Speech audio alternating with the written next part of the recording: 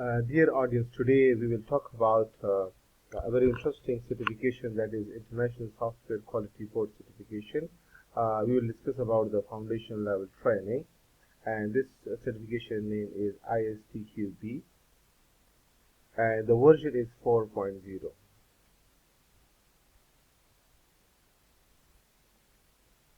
So this certification is a foundation level training, and in this one what we are going to do, basically this certification empowers software testing skills. Moreover, ISTQB is basically a non-profit association which is legally registered in Belgium. So what is ISTQB? So basically the ISTQB is an organization that promotes software testing best practices all over the world. Their mission is to improve the quality of software testing worldwide through certifications, education, and collaboration. So benefits of ISTQB certification is to increase the job opportunities for the people of the country, higher salaries, improved skills and knowledge, and international recognitions. So what is included in the syllabus? So in the syllabus, basically, it follows about fundamentals of testing, testing principle, test processes, test design techniques, defect management, and test tools and techniques. So it provides a solid foundation for all software testing careers.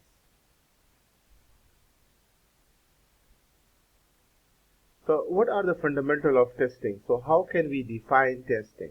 So basically, a testing is an investigative process to identify, to find out, to dig out the defects in any software system.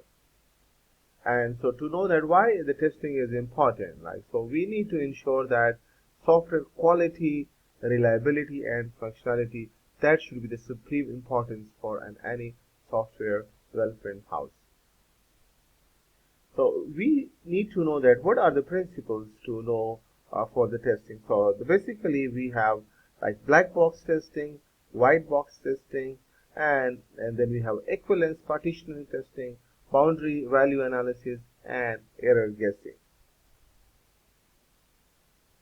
So the main principles that should be adopted while testing some of the softwares is the first principle is that the testers should be independent. It means that the tester should be separate from the development team. Why? Because maybe there is some bias in that one, and some of the errors could not be found out either deliberately or indeliberately.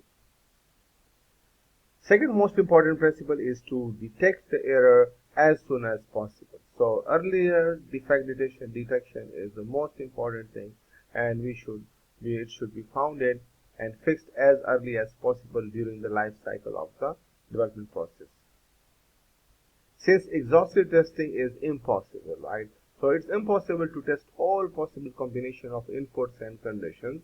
So we should have some selective inputs and outputs for the testing. Defect tracking and reporting. All defects should be tracked and reported effectively for the final solution. So what's the test process? So usually, as we know that in the software engineering, we have a SDLC, which is software development life cycle. So it starts with the requirements gathering from the different stakeholders. Then we go for the designing and ERD of the software, and then it is given to the implementers to code it, okay?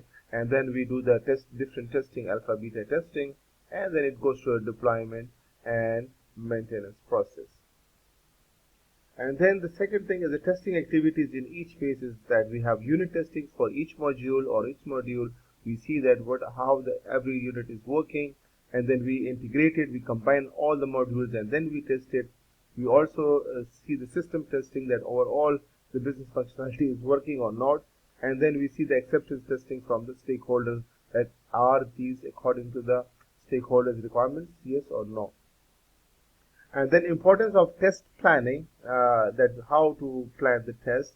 We need to define the scope, that what is the scope of the testing, objectives, why we are testing certain module, resources, what are the resources required for it, and then schedule for the testing, that is the most important thing.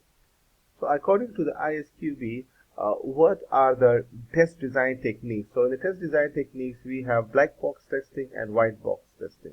So in the black box testing, we just focus on the input and output, while in the white box testing, we see the internal loops and condition as well, and see that how the control is flowing.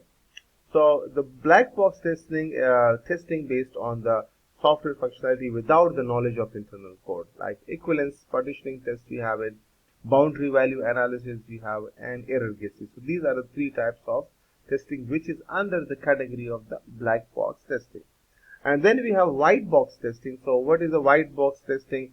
Testing based on the internal structure of the software, like we see the control flow testing, data flow testing, statements coverages, all the conditional statements and the loop statements.